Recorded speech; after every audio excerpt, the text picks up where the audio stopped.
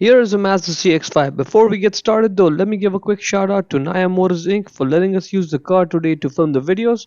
They are a used car dealer here in Ottawa, Canada. Check out the link in the description for their entire inventory. Now that's the light right over there. The way to access the bulb is you have to first open up the hatch, and right over there you'll find an access panel over there, and there's one on the other side right over there.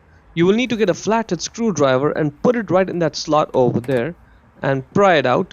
Then put one in the other slot and pry that out, and pry it out and get your finger behind it over there. Right, get your finger in. Same thing on the other side, pry it and get one finger in there, and then just grab the panel and pull it out. That edge goes underneath over there. That black bulb holder there, that's the one. Just grab it and twist it left, and then it's loose. Now just pull it out straight and it comes right out. And there's the bulb right over there. To get the bulb out, you just grab it and pull it out straight. You may have to wiggle the bulb because it's probably stuck over there. So just wiggle it and then pull it out straight, and it will come right out. The bulb size is right there on it, 168 or 194 or T10. It's all the same. Align it, push it in. Let's put the bulb holder back in the light.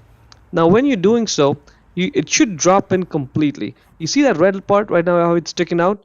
It should not be visible. So you may have to do some twisting and turning, and then it'll just drop in. Wait, just like that. Yep, at this point, now just twist your right to lock it. And now you are done. That's it, that is good. Let's put the panel back on with that edge sticking out. Yep, that side goes in first. Slide it in, align everything, push it, clip, and you are done. That's it.